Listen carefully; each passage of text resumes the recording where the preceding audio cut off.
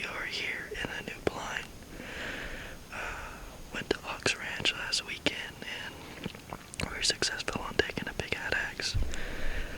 And I got back and I checked my game cameras and there's an absolute beautiful 10-point that's been coming in right here. So we'll see how this goes. We'll get back with you when we start seeing some action.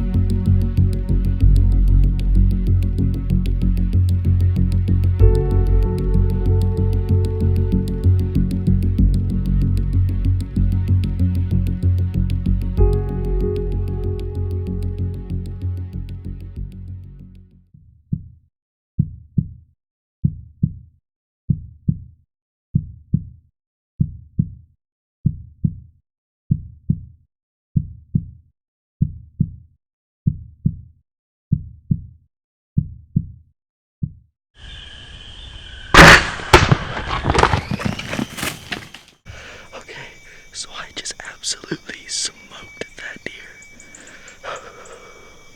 I heard him run, he only ran probably 25, 30 yards into the brush. I watched the tree shake that he hit.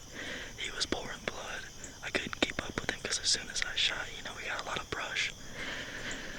I'll get back with you whenever we find the deer. Yes. Okay, so I couldn't be happier right now. I just got done tracking this deer and he literally ran from that feeder over there to this second open road that comes right down here to a protein feeder that we have, and literally just rolled up right in the center of the road. He's a beautiful deer. Check him out.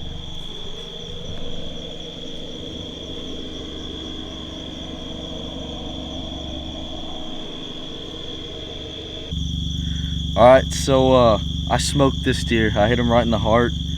I couldn't be happier. The reason for shooting this deer is he's slick on his right side all the way down past his G2, and we just don't want those genetics on our ranch.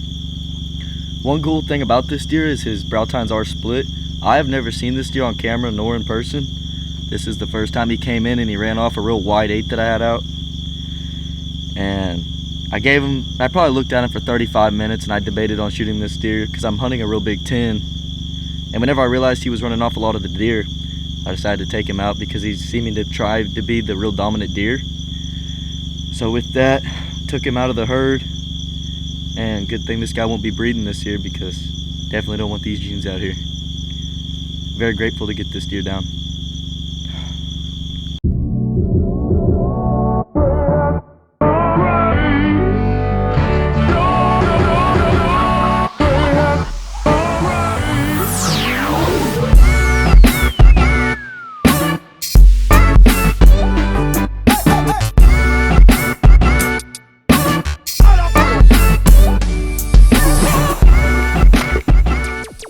This weekend I went to my ranch. I was hunting a real nice 10-point.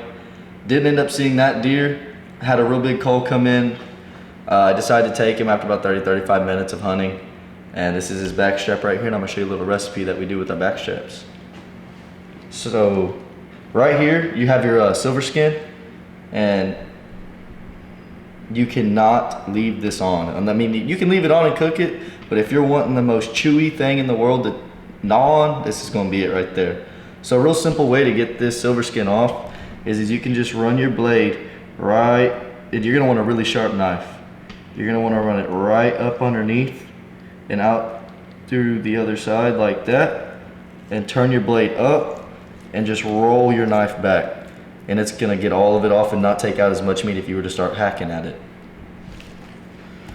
So we're gonna do that all the way down.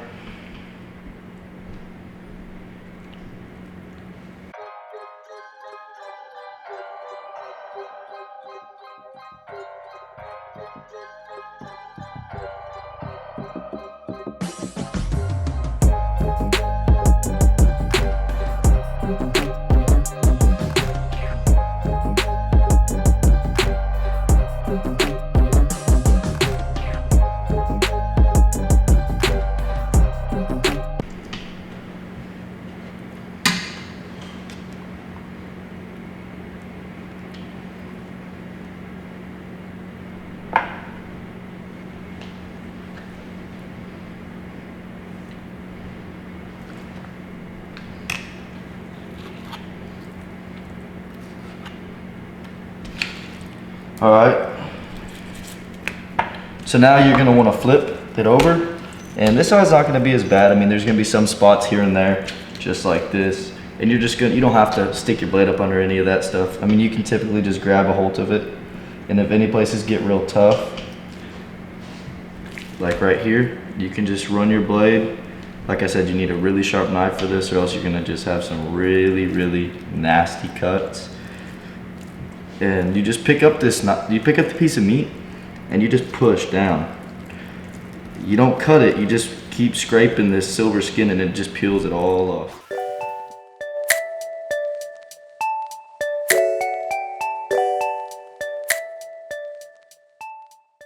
So we just got done getting all the silver skin off, which is all this right here.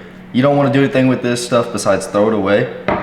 Right here we're gonna have the back strap, looking a lot better than it did with all that chewy meat on there. Both sides are clean, and now we're ready to get to the next step. So whenever you're doing this, and with the recipe we're doing, we're gonna be butterflying this back strap and then putting cream cheese and jalapenos on the inside of it and wrapping it.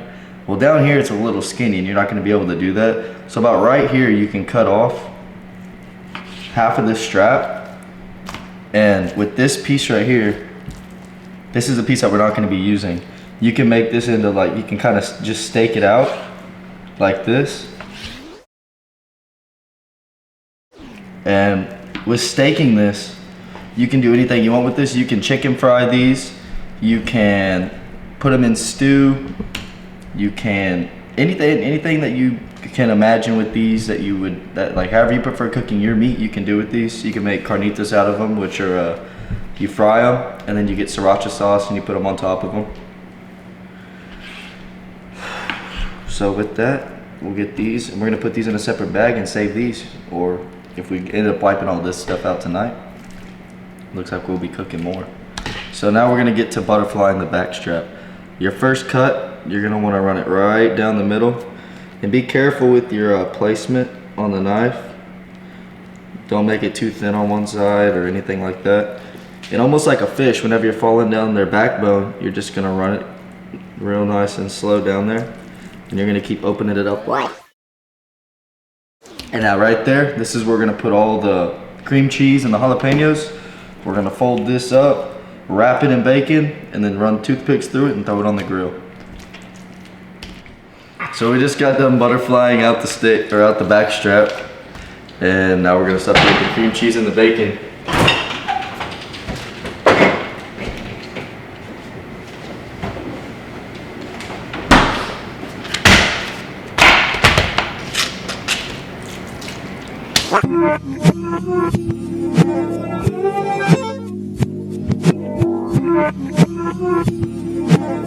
So right now we're putting on the cream cheese onto the back strap. You can also add jalapenos, but when we went to the store, we didn't grab the jalapenos, so forgot to.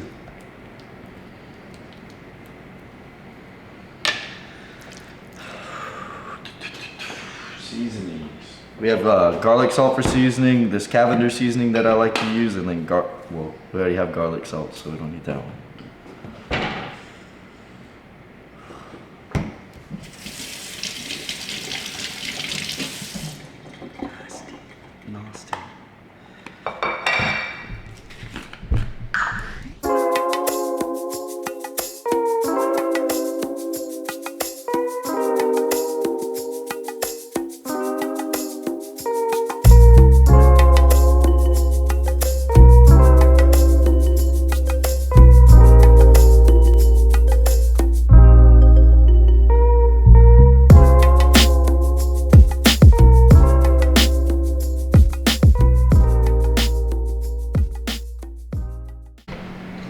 Okay, so we got this one wrapped up, and now we're moving on to this one.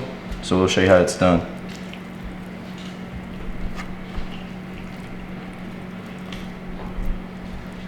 Make sure whenever you put it on, you actually put it on pretty tight, or else you're gonna have some loose bacon falling off. And you're not gonna want that whenever you start flipping this thing on the grill with tongs, because it's just gonna fall apart. That's definitely not what you're gonna want to happen. And definitely make sure that you have toothpicks on you.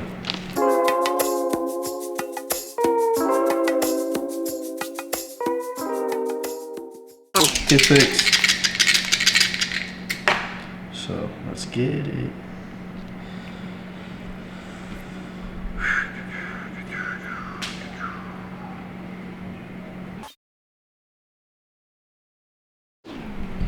Alrighty. Now all that's left is to throw them on the grill and get them cooked. So, and if you want, you can add seasoning to them. I don't know, Dimitri, do you want seasoning? I don't care. We already put some on the inside. Yeah, you're right. How about we do one with seasoning out on the outside and one with seasoning on the or without seasoning on one outside and one with it? Okay. Yes. Alright.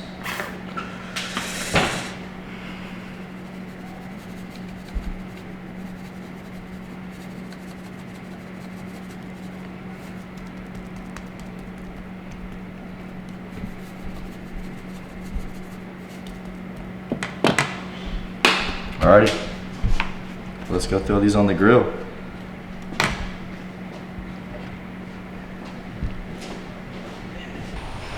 Alright, so we just put the meat on right now, and it is cooking. Like I said, you want it to be around 300 to 350 degrees. So let's take a look at it right now.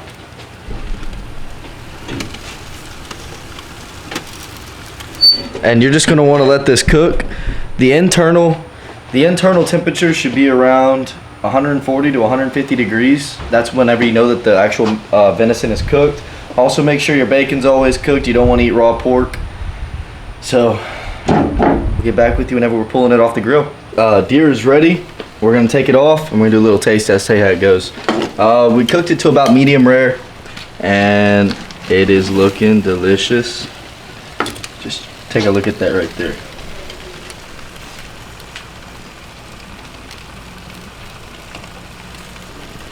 So we're gonna get this off, we're gonna get it inside. I'm gonna tell you if it crushes or not. We'll let you know. So my mic was actually off right here, which I did not know, and I'm sorry for that.